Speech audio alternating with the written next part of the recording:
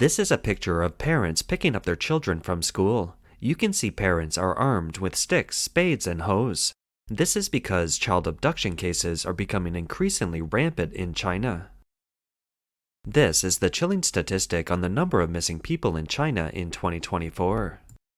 In recent years, there have been many instances of violence and retaliation against society. This is what happened in Beijing, where a driver hit passers-by randomly.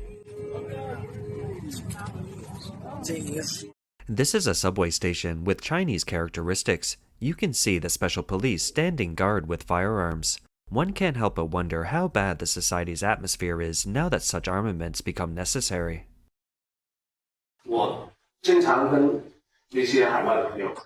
I always tell my overseas friends that China is the safest country in the world, and there is no doubt about it. I spent 5 months making a movie about a prosecutor, and I spent several months researching the role. I realized that this is a remarkable job, and it would be very difficult to protect the people without this incredible line of work. The man speaking is a famous Hong Kong actor, Donnie Yen. He is a member of the 14th CPPCC, a part of the CCP's United Front system. Is what he said true? Recently, on June 24th, a Japanese mother and her son were attacked and injured while waiting for a school bus in Suzhou, Jiangsu province. The suspect, a Chinese man, was arrested. This happened following the attack on 4 American teachers in Jilin 10 days ago. The incident resulted in serious injuries to a Chinese woman, a native of Suzhou. According to an announcement from the Suzhou Public Security Bureau, during the attack she held the attacker from behind and tried to stop him, but was injured then passed away. There are many Japanese companies in Suzhou, and their Japanese employees have expressed their anxiety. As a result of the attack, local Japanese schools have temporarily suspended classes.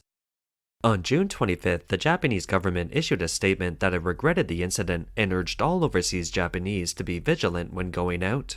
In response to the incident, a mainland Weibo user said that all major Japanese media outlets have been reporting on the attack, and they all mentioned the Chinese lady who sustained serious injury and the Japanese mother and son who were slightly injured. But Chinese media made little mention of it.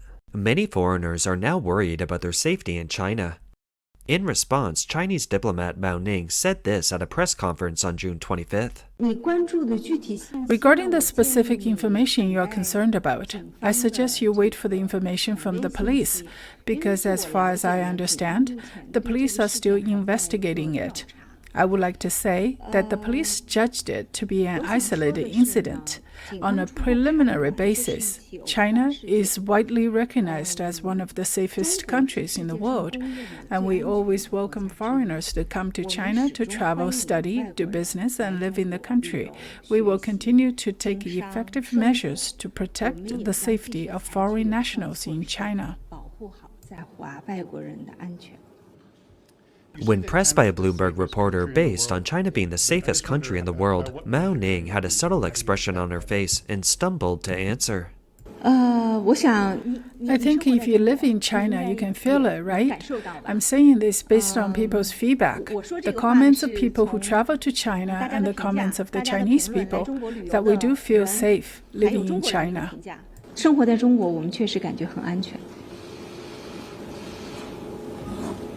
A Wuhan resident interviewed anonymously by Free Asia for safety reasons said that the 2 incidents of attacking foreigners in Jilin and Suzhou were the result of a backlash caused by brainwashing education and propaganda. It's triggered by the economic downturn, which has left social conflicts unresolved. Little pinks need to vent their frustrations. He is worried that this is no coincidence. The hatred propaganda against the West and the failure to solve the employment problem will lead to social revenge by those who have trouble coping. So, is China safe? Here is a video where a 70-year-old man tried to abduct a 2-year-old girl in a supermarket. Thanks to the quick reaction of the woman next to the child, she snatched the kid back. Veteran media personality Zhao Lanjian said in an interview with Chinese media that he used to not believe that there were organ trafficking or mass disappearance of people in China. He traveled deep into the mountains of Yunnan province to meet with families of missing persons and had many contacts with the local government and public security authorities. He visited the Public Security Bureau of Nujiang Autonomous Prefecture in Fugong County in Yunnan province in hopes of obtaining information and data on missing persons there. but they treated the information as classified and labeled him as a terrorist. As a result, the public security bureaus all over the country called him, causing him to leave Yunnan out of pressure and fear. He continued to search online for information on missing persons and eventually found it in a corner of the internet. At a public event organized by Tencent and the Fujian Provincial Public Security Bureau in 2017, a reporter from China News Service mentioned that China's missing population reached 8 million in 2017. Mr. Zhao questioned how many of these 8 million missing people were cases like Hu Xinyu. With the new organ transplant law in place, the prospect for common people becomes inconceivably dangerous in the future. Alarmingly, schools are no longer safe either. Under no circumstances will I let my son have a blood test at school. Some time ago, my son's teacher called me and told me that the school was organizing a comprehensive physical examination and that my son was not cooperating with the blood test. I said that I taught him that. The teacher asked why. I said that my son was young and healthy. He only needed regular physical checkups. He didn't need a blood test. If you need him to do a blood test for something, you can tell me, and I'll take my child to a proper hospital for a checkup. You are a school, not a hospital. It's more important that you do your job well. Why don't I agree to a blood test at school? It's because I am worried that my child's privacy won't be protected. Nowadays, children disappear frequently. Where did they go and for what reason were they gone?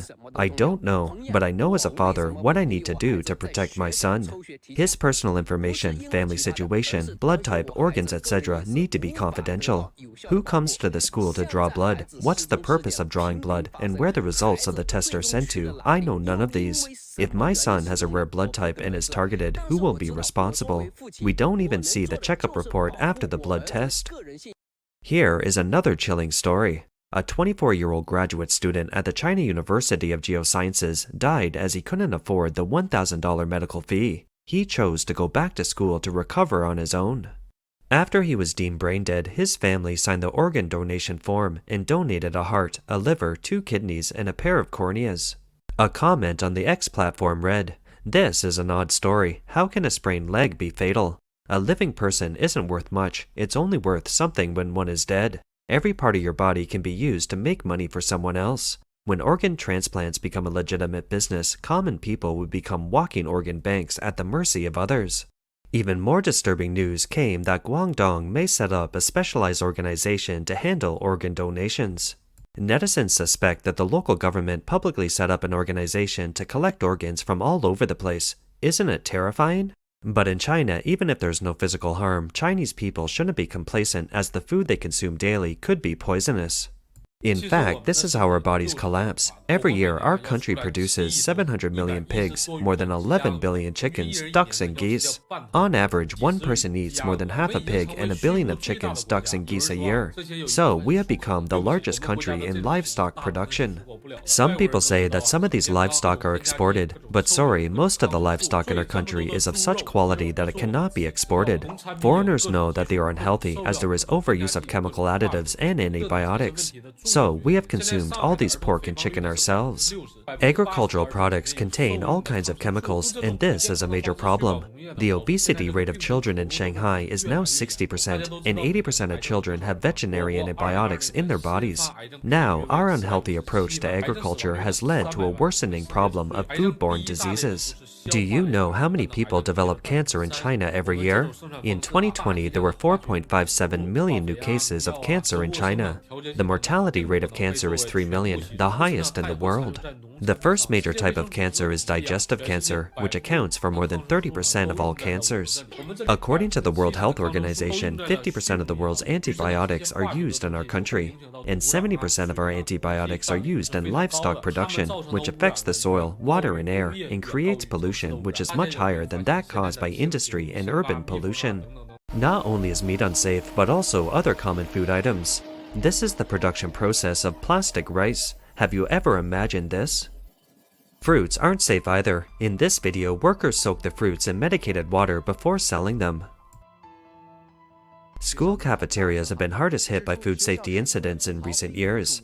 Recently, an elementary school student in Jiangsu shouted at the school gate about the problems with the school's meals. and was admonished by the school authorities to have smeared the school and pressured his father to delete the video. Afterward, the teenager published a video response to the school saying that he would only hold meetings to talk about the problem. He won't stop till it's solved. He said, "I can't tolerate myself living in such a trashy environment." According to the video, the teenager said that the school just thinks we're kids and we're easy to bully. What does the school feed us? A sprouted carrot, 2 flies, undercooked potatoes, poorly stewed tomato soup, a layer of oil on top, water on the bottom, a bowl of soup with a leaf floating on the top. I drank it, but I threw up right after. I still want to throw up when I think about it. The most annoying thing is that they promise some initiatives to solve the problem as a starting point, but it remains what it is, a starting point. In another video, the boy said that every time the school held a meeting to solve the problem, those meetings don't solve any problems. It has been like this always. Students aren't happy with the school, but they can't do anything to change it. I've revolted twice, he said, but neither one went well. The teenager also said, "The Education Bureau came to the school to investigate. It's futile. Those reporters never thought of listening to what we have to say. They just took notes. Even though I hoped to expose the problems through the media, the result was impossible. The media is just a prop." The story resonated with many people on the X platform. They left various comments such as, "The school treats children the same as they do with the general public. They pass the bucket and make grand promises for the sake of their dirty agenda.